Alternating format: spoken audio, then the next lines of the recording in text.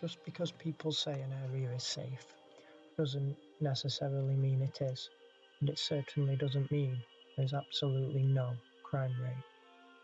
This is something a 13-year-old me found out the hard way.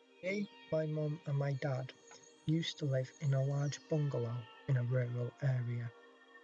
There was no particular reason for us living in a bungalow, just it was kind of simple, and with us living in an area where the nearest house was roughly a mile away and the nearest shopping plaza 3, there was not much, rather crippling isolation to be fearful of.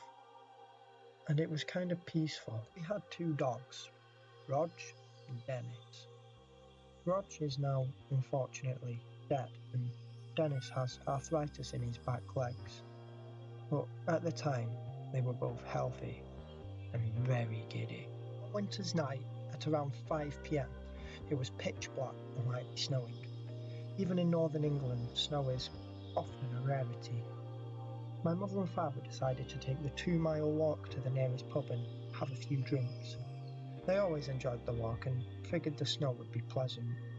13-year-old me was left on my own, which suited me fine as it was a Friday and I didn't have school the next day. I sat in my room playing Tony Hawk Pro Skater and watching a few films. I think iRobot, but it's not really relevant. It was around 10 p.m. and the motion sensor light switched on from just outside my room. 13-year-old me was frozen with terror as the light went dim. I pushed my curtains gently and looked out of the window. Darkness. After a moment, the faintest, weakest light lit up from behind the bungalow. The back garden motion sensor light. I crept down the hallway to my mum and dad's room. By this point, they had already gone out, and again, I slowly budged the curtains and saw darkness. I went out of my mum and dad's room and through the back door. We had sliding doors and I slid them open.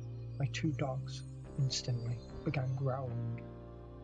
I closed the door and stood, contemplating what to do.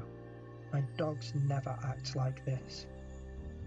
It's worth noting that I didn't have a mobile phone as, although they were becoming more popular, my parents didn't trust me with one. A few minutes passed as I stood in the darkness of the living room, and I decided to again open the back door. I stepped out into the cold night and the sensor light beamed around me. I was horrified to see, in the snow, footprints. Not a few though. Footprints leading all around the garden in chaos, as far as I could see.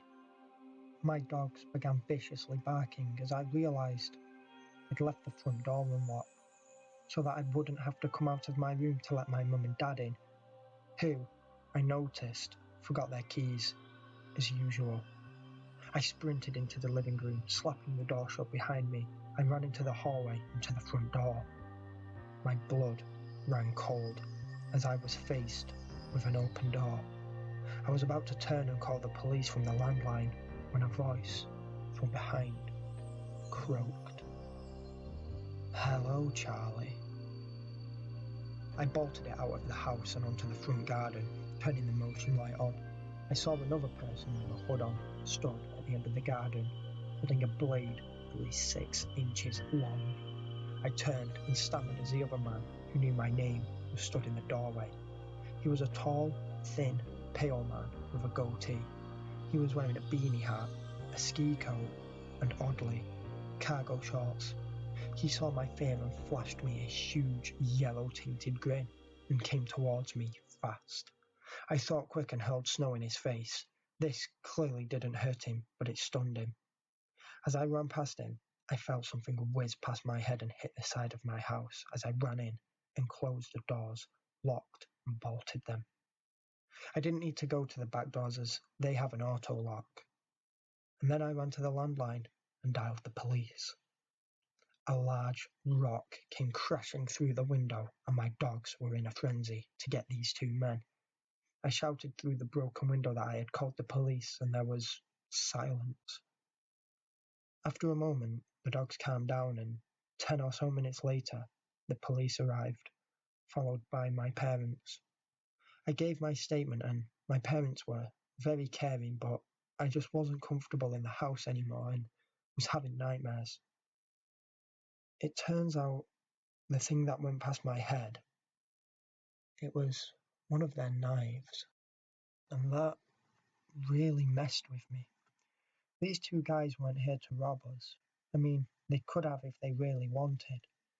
They just wanted to mess with me and scare me. They were psychos, and to my disgust, I was their lab rat.